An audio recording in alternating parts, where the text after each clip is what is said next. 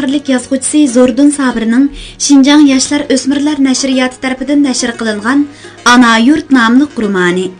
Bu roman Beliqut shirkatida ovozga elinib, Beliqut to'rida anglatildi. Nizarxon Xo'jam tarixiy reallik va kelgusi to'g'risidagi xiyollarini uzoq davomlashtira olmadi. U xiyol bilan yuzdan ko'p ketmay chapdimikin tang. Xo'jam! Dedi bir varqirab. U anglamadi. Do'tay janoblari! Dedi biri Xanzo tilida oxir. Xo'jam cho'chib beshini ko'tardi. Nerida otlari tarlab ketgan qurolliq 3 askar turadi. Xo'jam o'standan chiqib askarlarning yiniga bordi va qaytib kelib o'stan qirg'i chiqib Xayr xo'sh, azmatlar! dedi. Uning chiroyi tutuq, ovozi gunga edi. U minbiga qo'ygan suvdan qo'lini yuvdi. Ondan kiyinib otga mindi va Ziyovdinning yeniga kelib, Ziyovdin, etingga men, yur. Men bilan chig'liq mazaga borgin. Sen menga qo'riqdan so'qib bergin, dedi. Dehqonlar Xo'jamni o'rib elishdi. Ularning qadoq qo'llari Xo'jamga sunildi. Lekin Xo'jam bir necha dehqon bilan ko'rishib, etining beshini kun petishga burdi. Xo'jam bir necha otliqlar bilan o'sidi. Dehqonlar xiylig'iga qarab turishdi. Xo'jam tushgan tavarik o'stan bu, tushayli, chapayli. Shundoq deb varqirdi bir qiziqchi. Dehqonlar cho'qas qiqan bilan o'stan chepishga kirishib ketishdi. Xo'jam askarlarga bir nimalarni deb yo'lga selibatdi. U orqasiga kirib olgan yurt kattalarga Meni yangi do'tay bir cho'ng ziyofat bor deb chaqirtibdi. Kirmasam bo'lmag'iday. Chiyusilan ketdi. Yangi so'ling keldi. Xudoyim buyursa ishlar yaxshi bo'lib qolar deyman. Hozir atiyas qatalonchilik. Men chig'liq mazodagi uyimda tuqqanlar bilan bitiradigan bir ishim bor. Shuni qilib bo'lib bugunga shaharga qaytaman. Sizlar bilan mushiyada xo'shlashay, dedi. Ming begi, yuz begi baylar diniy zotlar Xo'jamga duo qilishib, xo'shlashib qaytishdi. Xo'jam muhofizatchisi Musa va Ziyovdin bilan qolgandan keyin, Ziyovdin, sening balang to'li yaxshi bola. Ilmga, yenglikqa o'zini atagan isil bola. Sen balangni o'qitaman deb nurg'un qiynalding. Menga Muxtar boy hammani deb berdi. Musa boylar Yevropadan sanoat bilan yangi ma'arifni atkirdi. Uyg'urlar xeyli uyg'ondi. Lekin yanala uyquda. Biz xalqdan olimlar chiqsin. Ular bizni dunyoga tunussin. Bundaq vallah mingning, 100 mingning, hatta millionning ichida bir. Mening sening o'g'lingga ko'zim tushdi. Men bugun sen bir muhim ishni qilg'izmoqchi. Ziyovdin, bu ishni bir sen, bir Musa, bir men bilaman jumu, dedi va etini etiz orlab mangan chig'ir yo'l bilan sharqi janubga, Ili daryosining u qetidagi qarliq cho'qlarining ostida kesim-kesim bo'lib ko'rinib turgan 80 bel deb ataladigan chiroyli yo'talar ostidagi bo'k daraxtliq mahallaga qartib devitdi. Atlar yo'rg'ilab, o'kirang tashlab, eriqlardan chaqqan sakrab, texi qor nami ketmagan qirlardagi qo'yuq chig'i va tevilg'illari bilan hayvat ko'rinadigan kang dala qo'ynida cheksiz koinotda parvoz qilayotgan qushlardek erkin, ritmli yugurishib, ilgirlamoqda edi. Ziyovdin kichikina to'qim selingan o'ruq etining to'la harvi so'rab qo'pollashgan qadamlaridan huzurinib, o'zichilik ko'rdi. U yenidagi muhofizatchi Musaga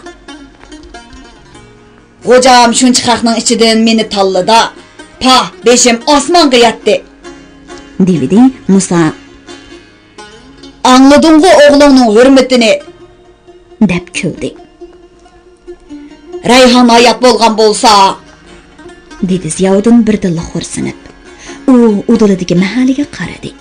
U yerda yori beshi, yop-yeshil sosliq, odam putini suvga chirisi putini tishlaydigan ushoq beliqlar, süp-süzük muzdek so'liq buloqlar, 400 yillik qeri qor yog'ochlar bor. Rayhon bu yerda 16 yil qora suvlardagi beliqlardek erkin, yekan oraladagi qushlardek xushal yashagan. Ziyovdin uni hammadan oxir aziz jinidan ayirdi.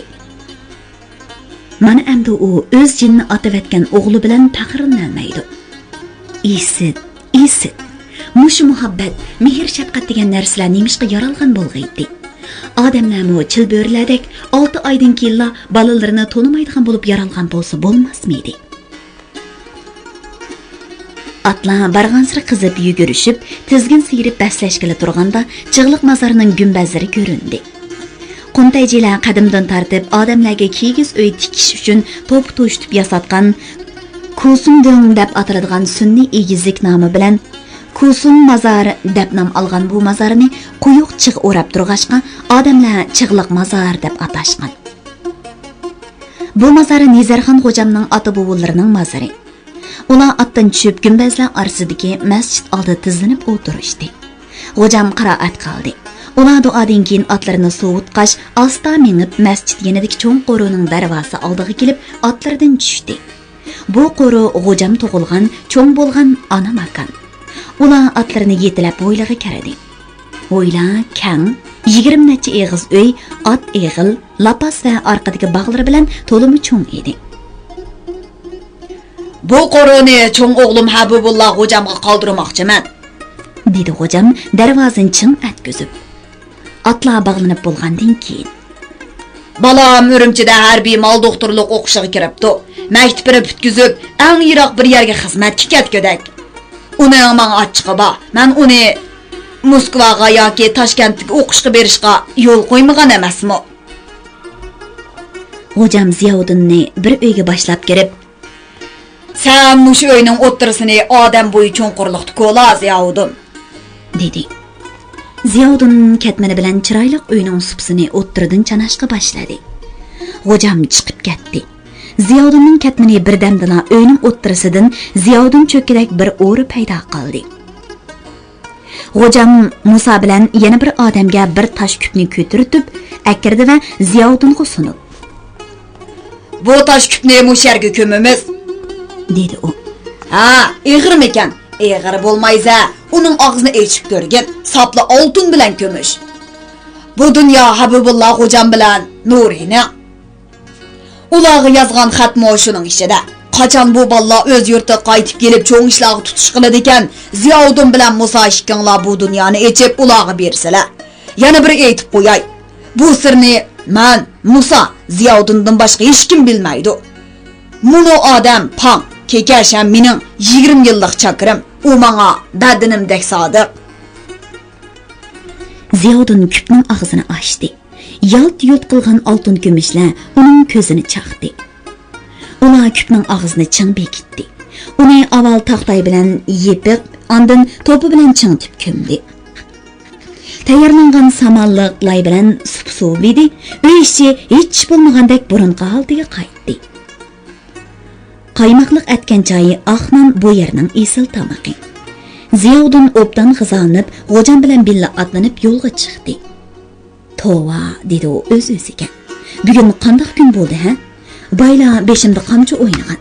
Mana hozir oyog'imda g'azina. Tova." Uning beshida ham shu turqida qizi dada deb yig'lab teliqib qoldimikin? Tova. Qizi dadaga nimancha maraq. Dadasi bo'yniga qo'lni selib, yirik qo'li bilan dumbisni silamasa uxlamaydi. Hatto tamoq yesimi dadasining tizida o'ltirib yeydi. Dadasi o'stangi suvga chiqsa, chelakning quliqiga esilib billa chiqadi. Kichik o'g'ilning paraq o'tini mush qizi po'ylab o'chirmoqda. Bu qizi cho'ng bo'lsa nim bo'larkin? Onasidek muhabbatning qurboni bo'lmasin ilohim. "Ziyovuddin, qachonga chiqara tutsan? O'ylab qo'yaymi ya? Ya xo'jam, qaram bilan u dunyoga ketay jumon. Yarlarimni soat, shaharlik bo'lib ket. Men sana uy joy qilib dukkan ichib beray. Qandoq? Xo'jam, bolalarning onasini tashlabma. Bu bo'lmasmikin deyman ha. Ruhi qo'rinmaydi. Bolalarni o'qitsan. Vaqti-vaqtida yog' puritib, Qur'on tilovat qildirib tursan. Mening mo oldin xotinim o'lib ketgan, tuproqi mazarda. Men shaharda-ku. Sizning yo'lingiz boshqa xo'jam. Biz degan puxra, sahrada yurgunimiz tuzuk. Boshqa bolalaringmi, Nuridekmi? Ikkisi meni do'ridi, japaga amra xo'jam. Etilib ketgan o'g'lim Nurin do'raydi. Zerek bala idi o. Kucakta kızım bak hocam. Onunla kim qaraydı? Mumisi kızının derdini elişip kaldı. Özüm qaravatıman. Sana təsken emse. Etiz beşi, kazan beşi. Alvan yasak, ballaq emi. Vay voy. Şunda qil, öylep qoyay. 80 xoy yerini xeyli pulga yartıp berimen.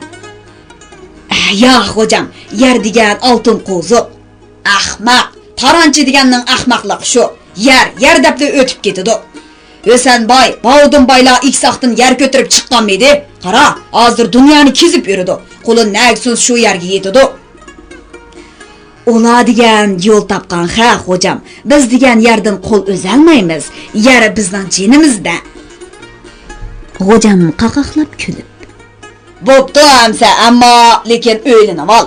Ölgüç qar tutuman degenen bolmadı Ziyaudun. Hocam etini divitiydi, tizgin seyirip oynaqlap turgan boz at başlarını oynatib yorg'ilab ketdi. Jiran atliq Musaning belidagi qilichi uyan boyang'i silkinlatdi.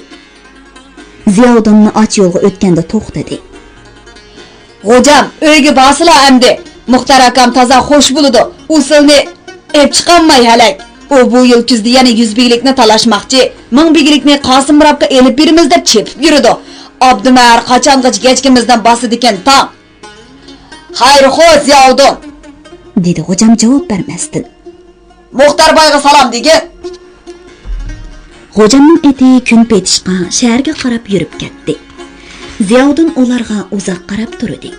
Janubdagi qarliq cho'qila, yop-yeshil qarag'ayla, yeyilib eqiyotgan Ili daryosi va uning atrofidagi quyuq o'rmonlar go'yo hocamni qo'g'lab xo'shlashib ketayotgandek bilindi. Uning ko'ngli nemishqidir miskin bo'ldi. Hocam so'z harakatlari orqali go'yo ona yurti bilan oxirgi qitim xo'shlashayotgandek bilinmoqda edi. Anglayotganinglar bir qutoridan anglatilayotgan ovozliq asarlar sahifasi. Nizarxon hocam Farhod Shirin darammasini xonimi bilan birinchi qatorda o'ltirib ko'rdi. Uningga daramma nihoyat yoqdi. Rahimjon Qiyumbay, Zikri, Abduvali Jarullahga o'xshashlar yigitlar rolga chiqqan edi. Ekinbay hocam boshliq shahar kattalari to'limi xushal bo'lishib, qurilganiga 5-6 yil bo'lgan Sanoiy Nafisaga pul i'ona qilishdi. Nizarxon hocam xeyli jiq pul i'ona qildi. O'yin oxirlashganda artistlar Sanoiy Nafisaning mas'ullari bilan ko'rishdi. Ular ko'pchilikni rag'batlantirib, Fransiyaliklar Ruslar qila olganni Uyg'urlarmi qila olaydi. Bizning o'yishki muqomimiz bor. Bu muqom katta boylik. Bu boylik bilan qanchalik ko'ranglasak bo'laveradi. Lekin hozir ko'ranglaydigan zaman emas. Boyligimizni boshqalarga ko'rsatayli. Uyg'ur degan xalqni dunyoga, boshqa xalqlarga tunutayli. Uyg'urni dunyoga sizlar tunutaolaysizlar, dedi. U qaytib kelib zodila uxlayolmadi. Uning xiyoliga begunoh turmaga kirayotgan, o'ltirilayotgan tonish bilish, og'ini tangdushlari birma-biri kelmoqda. Turdaxunboy bir qatim mast bo'lib elib Nizarxonga, "G'olchilikdan boshqaga yaramaydigan o'xshaymiz hocam. Tur degan yerda tursak, qil deganni qilsak, da deganni desak, bizda tirnoqchilik, erkinlik bo'lmasa, bizning narimiz odam" deb yig'lagan edi. U hozir turmada o'ltirildi. Hocam tunigunlar gimnaziyaga berib, o'quvchilarga Shangdobanni himoya qilish to'g'risida so'zladi va oxirida uchun pulni o'quvchilarga chechib, Shangdobanning shafoati dedi. Nurg'un o'quvchilar pulga ko'z qirini solmadi. Hocam yoshlarning ko'zlaridagi nafrat uchqunlarini sezdi. U gimnaziyadan chiqarib etib, Uyg'ur Qozoq Qirg'iz klubining oldida ikki askarning bir Uyg'ur bolasini qonga melab urayotganligini ko'rdi. Bir ayol hocamning kalaskidan oldi tizilib o'ltirib elib, "Hocam, balani qutqizib olsala, gunohsiz bechora, bekorli tayoq yeyotdi" deb yig'ladi. Hocam Musoni ajratishga avatdi. Musa bervidi, bir askar Musoning maydisiga bir mush urdi. Oxiri hocam chidamay aralashdi. "Ya usulingga aytma, nemishqon ursizlar? Sen kim?" dedi ko'zlari qonga to'lgan mast askar hocamga go'liyib. "Men Do'tay Nizarxon." "Sen Do'taymi? Yo'q, sen degan bir tayoq, cham to'ladigan qo'y o'shga." Musa heliqi askarni g'azab bilan toza soldi. Odamlar ishga askarni qattiq urib etdi. Ajoyib azmatlar turmida tayoq yemoqda, azob chekmoqda. Xalqning yig'isini yig'ilgan neni alsuyer azmatlar jonlaridan ayrildi. Maxfiy yoki oshkora o'ltirildi. G'ojam qanchalagan nohaq ishlar, vabolchiliklarni bildi. Biriga tinmadi, ishchiga yutdi. G'aljirlik texmi kuchaymoqda. Dehqonlarga selinayotgan seliq 14 ga yetgan. Ular och zirin, yalang och. Muni to'ttuk amaldorlar, askarlar yeb ichib, nas bo'lishib, qinqiniga patmayotdi. Boshqa millatlarni kamsitish, xo'rlash iqimiga aylandi. Hatto bir qism dukkanlar Xanzular chig'ida Uyg'ur degan xaridorga malni tashlab beradi. Xaridor yaratmay mangs tillaydi, hatto uridi. Melini majburiy olg'uzidi. Lekin yanala olti buyuk siyosatni maqtaydi. Uning biri millatlar barobar bo'lish emasmi? Qani u barobarlik? G'ojamning oldidan uni mazoq qilib kulayotgan har xil chiroydagilar o'tmoqda. Uni cho'moq, haykal, g'olja deb tillayotgan har xil ovozlar quloq atrofida jaranglamoqda. G'ojam u yoq bu yoqqa o'rilib zodila uxlay olmadi. Qilin ko'rpa, lumlum simkarvat uning badaniga patmoqda. Esil mamuq yostiqlar uningga tashdek qattiq bilinmoqda. "Nim bo'ldingiz, G'ojam? So'g'uq choy ichamsiz?" dedi yenida oppoq ishko'nglik bilan yotgan yosh xotini April oyim G'ojamning yalang'och maydisiga ching siliq ko'ksini yiqib turib. "Ma'qul, ishchay", dedi G'ojam xotinining chuvilgan sochlarini o'ngshab. "Ey tanga, xalq meni yomon ko'ramdi yoki yaxshi ko'ramdi? Rost gapni qiling." "Har ikkilisi", dedi xotini qo'li bilan istakanda eriga choy ichirib etib. "Siz turmoq, Shangdobanni yoqtirmaydigan, yomon ko'rdiganlar bor. Sizni g'olchi deydiganlar bor. Millatparvar deydiganlarmi bor?" Qaysi jiq? Oldinqilari jiqmikin? Meni keyin tushunib qoladi. Balki men o'lgandan keyin tushunasizlar. "Voy, yo'qolan gapni qilmang. Siz o'lsangiz, men belli o'laman." Xotini darhol ko'zlariga yosh elib eriga yonlashdi. G'ojam xotinning beshini salab yetib uxlab qoldi. Atsi kashqurun Urumchidan yengli kelgan kichik mashinadan pakara qo'ng'iz qapoq qasqan shapkasini ko'ziga cho'ktirib kiyib kichikini burut qo'yib olgan bir odam tushdi-da, qo'lini kayniga qilib, tong'altir bilan yepilgan bir qavatlik binolarga va egiz teraklarga qiziqib qaradi. Uning oldiga bino pallanpaylarini biraqli dastigidek aldirash yugurib, uzun, qora, xanzuch qing'ir yoqiliq chopon kiygan, egiz, o'ruq biri tushdi va ikki qo'lini juplab, peshonasiga to'g'rilab, egilib turib, "Juyong, juyong! Ajab kadingiz Li-Suling, bak yaxshi bo'ldi. Qani, deb binoni ko'rsatdi. Harbiy kiyim kiygini Shangdobanning amalliq saqlash alohida qismining boshlig'i Li Yingchi. Qora chaponliqi bu yerga yangidan kelgan Dotayning yordamchisi edi. Li Yingchi degan nom mushu vijik, qo'ng'iz qapoq odamga qo'yilgan. U mushu nomi bilan har qanday odamning yuragini jig'ildita oladi. Chunki u har qatim Shangdobanning ishxonasiga kirib chiqsa, shu kuni kechasi nurg'un odam jinidan ayriladi. U uzun tizimlikni qattiq tashliq daftaridan chiqarish bilan jallodlar tayyor bo'ladi. Miltiq, dor, dora yoki tirik kumush darhol boshlanadi. Shunga Li Yingchi degan nom jallod degan nomning o'zi. U nagili borsa shu yerda patparaqchilik, ansizchilik, o'lim vahimasi, kashkuzning qora so'qidek har bir jonni titratadi. Har qanday odam hayotida bir ishga havas bog'laydi. Li Yingchi qotillikqa havaskor. Har kuni kam bo'lganda 10 odamning jinni olmasa, uning ichi pushidi. U hatto jamiyatda salpalli yaxshi nom chiqarib, himoyaga erishgan odamni ko'rsami, o'zining yurtdoshi Sharq shimollik boshlig'i Shingsayga uning ustidan yozgan anza yoki jinoyat yasab ko'rsatdi-da, Shangdobanning ko'ziga qaraydi. Uning untinsiz yo'l yo'riqini tushuna oladi. Hatto u odamni qanday usulda o'joqtirib etish lozimligini bilib oladi. U 20 necha xil o'ltirish usulining birini shu hamon tanlab olib jallodlarni ishga soladi. Uning quloqi shunchalik uzun, burni shunchalik sazgur, qo'li shunchalik uzun. U Urumchi turib eng yiroq Xotan, Qashqar, Qumul, G'ulja, Oltoy hatto chet ellardagi yangiliklarni tez bilib, tez qo'l sola oladi. Uning odamlari kimlarning xatarlik odamlar ekanligini yodqa biladi.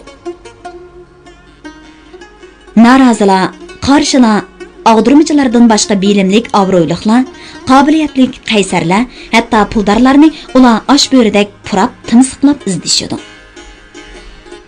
Leyinchi mushu vijikkina bir odam shunga boshqalarga devidek cho'ng qo'rqinchli ko'rinadi.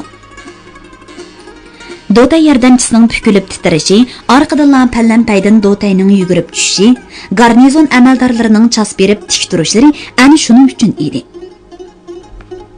Ma'muriy mahkama amaldorlarining oldida Nezarxon Xo'jammo pallanpaydan oldirab tushib, uningga hurmat bildirib, "Xush kelibsiz. Marhaba, marhaba." dedi xuddi yaqin qarindishini ko'rganda xush bo'lib. "Marhamat, marhamat." Bu sun'iy xushalliq ichiga qanchalik nafrat, vahima yo'shirilganini ular har ikki taraf biladi. Shundoq bo'lsa-mu, ular quchoqlashadi. Yuzlarini bir-biriga yiqishadi, bir-birini madhiyalashadi va hurmatlashadi. Kelginingizga xushal bo'ldik. Shundoban sizning olti buyuk siyosatni ijro qilish yo'lida ko'rsatgan xizmatlaringizdan bakma minnatdor.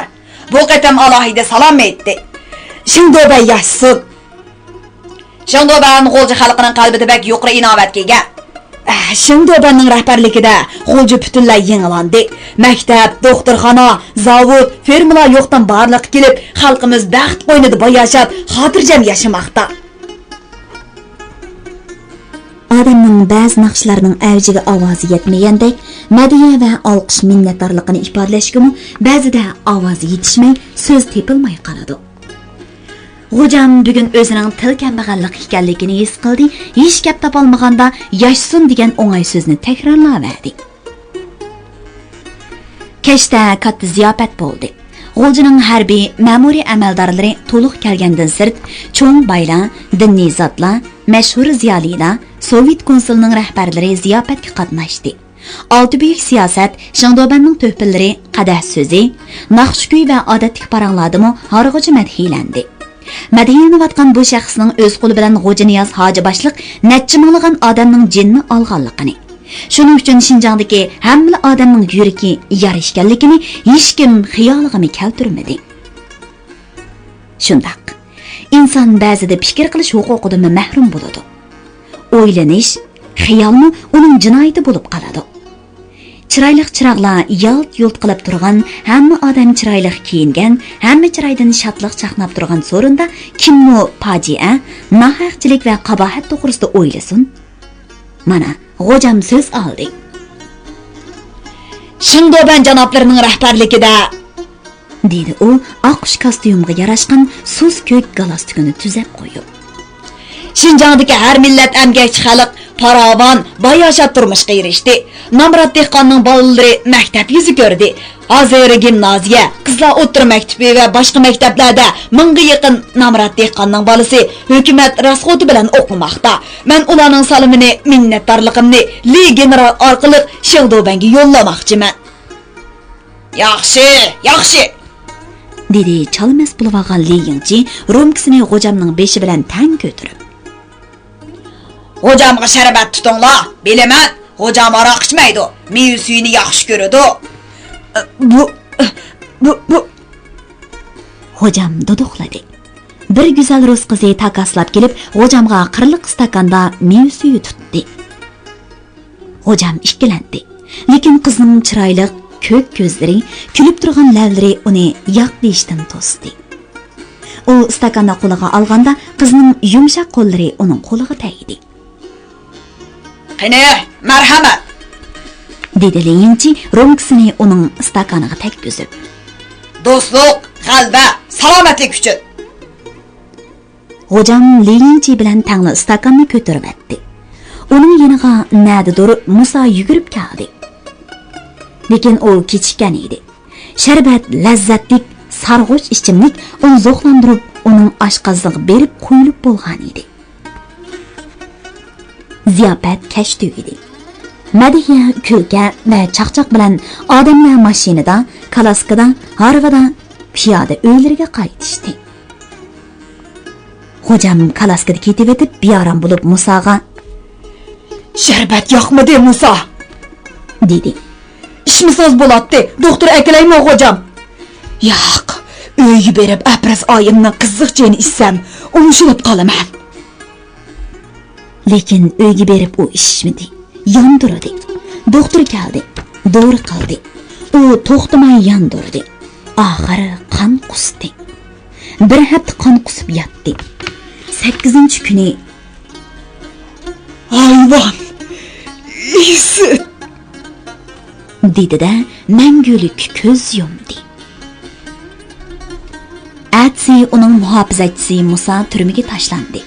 Uningga xo'jamga zahar bergan degan jinoyat yozildi. Amaliyotda uning jinoyati Rus qizi elib mangan sharbat qo'yilgan istakonga birining to'lim ustalik bilan bir narsa solganligini ko'rib qolganligi edi. Qianlong xonning yorligi va himoyasi bilan Turpan hukmroni Iminwang 2-o'g'li Musa Gongni G'oljaga avatgandan tartib hozirgacha bo'lgan 9 avlod G'oljada Hekim degan nom bilan hukumat ishlarini boshqargandan sirt, Yang Zingshin, Jinshurin hukmronlik qilgan davrlarda biror Uyg'ur yoki boshqa millat davlat hokimiyatiga qatnashib boqmadi. Shangdoban Dotay degan nom bilan muavin valiylikqa 2 odamni tayinladi. Uning birinchisi Turdaxunbay ismli qirg'iz edi. U bu cho'ng bayni G'ojiniyaz hojiga chetib, xoin deb turmada o'ltirdi. O'zi doim maqtaydigan 2-chi Dotay Nezarxon G'ojamni nima uchun o'ltirdi? Bu siri hech kimga ma'lum emas. Xalqqa uning muhofizachisi Musa G'ojamning ayoli bilan dunyosini ko'zlab qasdan qilgan degan so'zni tarqatdi. Musa nima shunday qiladi? Bu savolga hech kim javob bera olmaydi. Mana hozir butun G'olja motamda.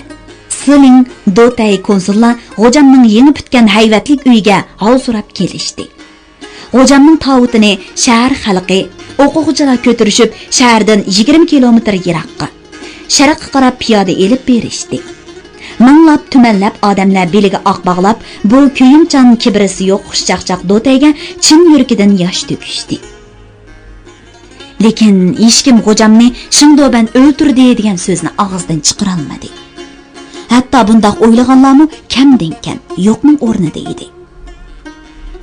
Rizq shunchalik degan so'z bilan hamma fojani xulosalashga odatlangan Uyg'urlarimiz G'ojamni Chig'liq mazordagi ota-bobolarining yeniga dafn qilib bo'lib, G'ojamning g'alati o'limi to'g'risida fikr qilishni tamomlab, endi kim Dotay bo'larkan degan temada so'zlashishga qiziqdi. Cho'ng-cho'ng joylarda, mashrablarda bo'ladigan gaplar, Zokirjon G'ojam muavin Dotay bo'larmish-a? Yo'q, endi G'ojalar bo'lmas. Dotay bu qatam Husayn baylardan chiqib qolarmikin? Yo'q, Ekin ba G'ojam Dotay bo'ladi-jumi? Bo'lib qoldi.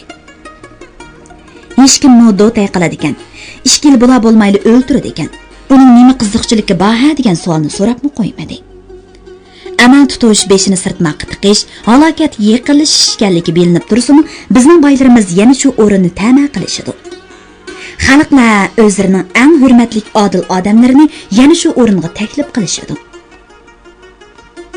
1939-yilning kuz oylari ana shunday boshlanib, odamlarning xiyolidan Nezarxon G'ojamning ismi, chiroyi va sifati asta-asta ko'tarilmoqda edi.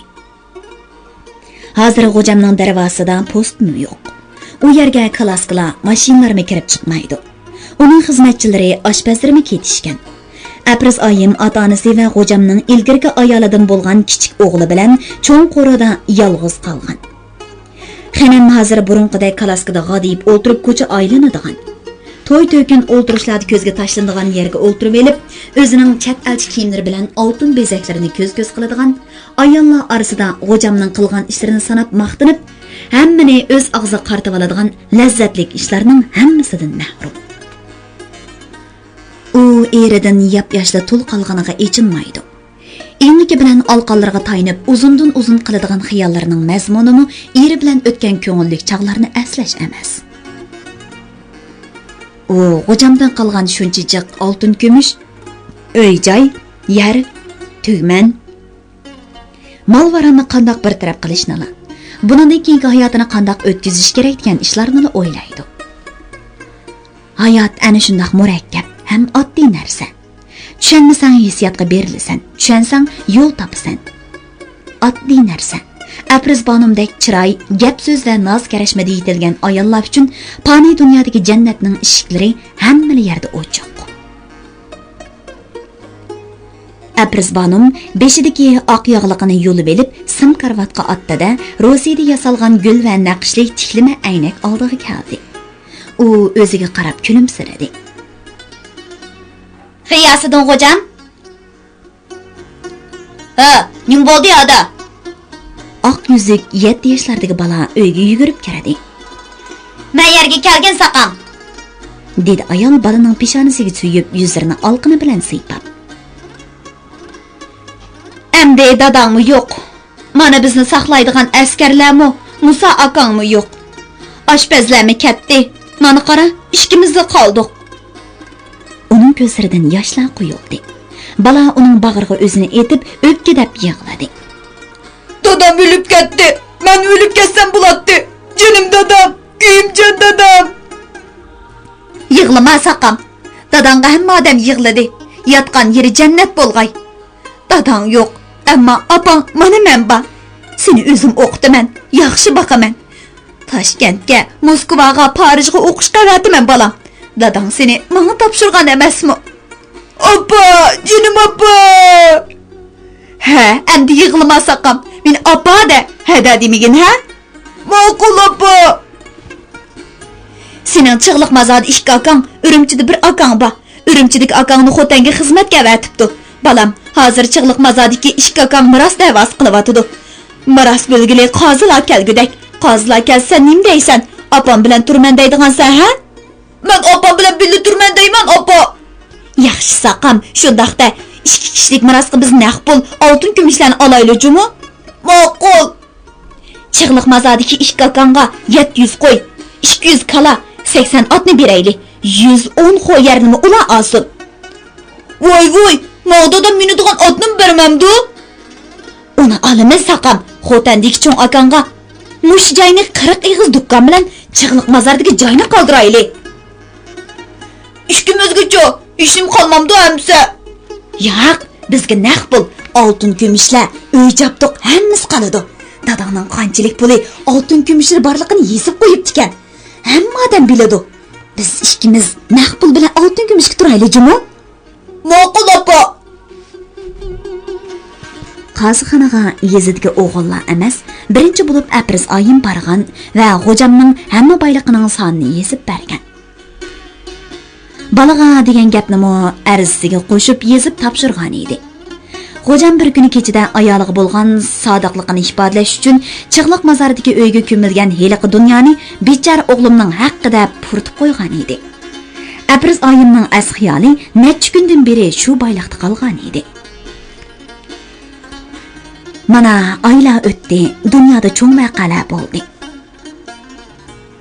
Yevropada urush o'ti yalqinjab, butun yer shari yalqin ichida qoldi. Yaponiya Jungo zeminiga besib kirib, Shanxay, Nanjingga o'xshash cho'ng shaharlarni egalladi. Jungo tuproqidagi hamma odam vatan g'imida bo'layotgan shu kunlarda Apris oyim nazr qilaman deb chig'liq mozorga chiqdi. Kuzning yomg'iri hamma odamni uyiga so'lagan. Namrat dehqon uylaridan yomg'ir o'tib, odamlar panoh izlagan masjidlarga ko'chib kirib olgan. Mushundaq ko'ngilsiz kunlarda Apris oyim o'zining ishga odamiga heliqi xo'jam dunyo ko'mgan dalanning supsini ko'latdi. Oltin kumushni elib elib, kupni xo'jamning bir xurjun ish qog'ozlari bilan qaytadan to'ldirib, o'ttirisiga 3 tuxum selib, chandurmay ko'mib qo'ydi. Va kichkina G'iyosdin xo'jani chig'liq mazarda qoldirib, yomg'irga qaramay lampali qarov bilan o'z yurti 9 tarag'i noyisiga yurib ketdi. Aradan bir ay o'tmayla Nizarxon xo'jamning bu orzuli xotini 9 tara nahiyasining kattibeyi yashinib qolgan yeng hokimga to'qalliq tegib oldi. Uzun o'tmayla hokimning cho'ng xotini vafot bo'ldi. Apris oyim hokimning suyimli xotini va aqlchisi bo'lib qoldi. Bu hikoyani anglagan Nuri doim o'zini maqtaydigan va o'ziga nurg'un yaxshilik qilgan Apris oyimga nafratlanmadi. Chunki u hozir odamlar to'g'risida nurg'un yangi tushunchalarga ega bo'lgan. hayotning hujayrisi bo'lgan oila va Bil- uning qo'li tajribasi. hisoblanadigan muhabbat to'g'risida yangi hukmlarga erishgan edi. U hokimiyatga Shingdobangga g'azablandi. Uning zaman hukmronlariga bo'lgan g'azabi kundan kunga kuchaymoqda edi. U yana nurg'unlagan suyimlik odamlar Shingdobanning qonliq qilichi bilan aziz jonlaridan ayriladi. Bu zo'rliqning cheki bormi? U qachon deganini o'ylaydi. Uning ko'z oldidan G'ojamning kulib turadigan qora burut chiroyi neri ketmadi. Yeniga tapancha esib yuradigan, kam so'z to'lim mehribon Musaning xiyolchan, xushxuy chiroyi, kam nurlik gavdisi Nurining xiyol ekranidan zodila o'chmadi. Musa to'lim hushyor, umidvor odam edi. U bir kuni Nurini yo'qlab yotqiga borgan edi. G'ojam seni qaltismoqdaydi, Nuri. degan edi. U Nuriga G'ojam avatgan bir qollik pul va to'qash go'shtlarni berib, Cho'ng bo'lganda bir katta odam bo'l. Biz Uyg'urlardan nimish qillerin, Stalindek odamlar chiqmaydi, ha? Sen chiqsan, ukam. Sen katta odam bo'la olaysan. Musa uningga o'zining Xoni Xay degan yerda xotini 2 bolasi borligi, uning buvisi Yuzbegi ekanligini so'zlab bergan. Ko'shkosh bo'lganda, ya'ni 1882-83-yillari Eviz Yuzbegi ko'chmayman deb turib olgan. Dehqonlar Katman, Yarkent degan shaharlarga ketishgan. Eviz Yuzbegi ketgan dehqonlarning yerlariga to'lab, holidan ketgan. Bütün boyliqni tugatgan. Burun u odam har yili O'risqa nurg'un mol o'tkazib, O'risdan mal akirib, sud bilan beyg'on ekan. Shibala uningga yerlarni bizga bersan deb zulm solsa-mu, u yerni berishga zodil o'nimagan. Hamma ta'alluqatni setib yurib, yerlarning danini to'lamagan. Oxiri Mingodin keyingi hukmdor u bizni boqaman deb ketmagan. Uni nimishqa yerni bergin deb qiynaysizlar deb shibalarni ayblab uni qo'g'dab qolgan. Musaning dadasi Selim Yuzbegi har yili O'risqa 33 ming tuyoq mal o'tkazib, Rossiyadan Moskviski, Soxna, Yipakraxt, Sholkevay, Bolatnay, Bobruk, Nahmal o'xshash isilraqlar bilan qand, samovarga o'xshash narsalarni akilib, savdo qilib yana bergan. Keyin ruslar uni atkaschi deb aytib atgan. Musa dadasining nohaq aytilganligini 9 dara nahiyasining hokimi Nizarxon G'ojamga arz qilgan. U o'zining Batur qaysarligi bilan 1933-yildagi Tungan Qashqashdan xizmat ko'rsatib, G'ojamga yarab qolgan ekan. G'ojam uchun jinini atavatgan azamat oshiq. Shingdoban degan bu jallod bizning eng yaxshi odamlarimizni yo'qotdi ekan. Uning oxirgi maqsadi naslimizni quritish o'xshaydi. Biz qarab turib yo'qolgacha elishib yo'qolishimiz yoki uni yo'qotishimiz kerak deb o'yladi Nuri yatqida o'ngdi yetib. Uning ko'zlaridan taramlab yoshlar quyildi. U birdilla yenidagi do'stining bo'ynini quchoqlab, Men qasam qilaman, bu intiqomni olmay qo'ymayman. Intiqom olmasam odam emasman deb o'ngrab yig'ladi. Kim uning beshini silasa, shuningga ajal tig'i tegayotdi. Rasulov, G'ojam, Musala uning yaratadigan g'amxo'rchillari. Uning qalbiga tunji muhabbat o'tini solgan Sabiha hozir nada? Bu zamonning qari kuchlari uning bilan qerishamdi, ha? G'azab nafratning bo'lishida kupoyimi? G'azab nafratni kuchga miltiq aylantira oladigan payt tex kelmadi-mu, ha? Rossiyada paydo bo'lgan Lenin Uyg'urlardan qachon chiqar, ha? Yan'an Mavzdun deydigan ularning odamlari zulmga, ezilishga qarshi ekan. Azguchilarni og'dirish uchun kurash qiladi ekan. Ularning odamlari Urumchigami, G'oljig'imi keldi deyishadi. Ularni topqili bo'lmasmi? Savr taqat deganning cheki bo'ladi. Men chiday olmadim, dedi u yenidagi Batur ismli do'stini asta turtib. O'qib nima qilamiz, Batur? Muallim bo'lib 1-sinfga abisini o'gitdi ekanmiz. Mening cho'ngroq ishlarni qilg'im ba, degina. Qandoq qilsak bo'ladi? Nimani qandoq qilsak deysan? Ko'zi uyquga ketgan do'sti uningga tushuniksiz javob berdi. Yur, tuvanga tushaylik. So'g'uqdi naga? O'zimizni tavlaydi. So'g'uqdan qo'rqsak, qandoq partizan bo'la olaymiz? Ular kiyinib 2-qavatdagi yotqidan tövanga tushdi. Açıq şamal daraxtlarning oxirgi yo'pirmoqlarini uchirib akilib, Nurining yuziga urdi. Nuri yo'pirmoqni qo'liga elib, Biz mo bir yo'pirmoq. Halimizga baxmay bo'ron bilan elishmoqchi. Bilamsan, hozir Qumul, Oltay tog'larida, Pamir tog'larida partizanlar harakat qilyapti. Bizning tog'larimizda mo Akbar Botur, G'ani Boturlar harakat qilyapti. Lekin kuch oz. Maxosan 20 ming askar bilan Shangdobanga hujum qilib tarmar bo'ldi. Bizda qurol yo'q. Hech bo'lmasa 1000 tal 5 atar bo'lsaydi, har bir miltiqqa 10 taldan o'q bo'lsa, asta-asta qurollangan bo'lardi. Hozir Yevropada qattiq so'qish bo'lyapti. Gitler Polshaga hujum qildi. Angliya bilan Fransiya Germaniyaga urush e'lon qildi. Sovet ittifoqi dakki-dukkida adash. Yaponlar sharq shimolni besib olgani ozda, hozir shimoliy Jungoga tajovuz qilib kirmoqda. Dunyo ma'lumot, Şinjanmi ma'lumot bo'lsa bo'ladi. Bir necha yilda Ihsoqbek Lujang hadisali Shangdoban uchun ketmay chopdi, dedi Botur tuyuqsiz uyqudan uyg'ongandek. Ikki polik askari bo'lgandan keyin Shangdobanga qarshi chiqqan bo'lsa, u chaqlarda Shangdobanning hiligarligini bilganda miltiqni orqa qaratgan bo'ladi. Taq chiqib partsan bo'lsa qandoq deysan Botur? Yo'q. Men dadam bilan opamni baxmasam bo'lmaydi adash. Dadam silkisal, ukunlarim kichik. Ular hozir bir kun och, bir kun to'q aran o'tyapti. Hamma xalq shu.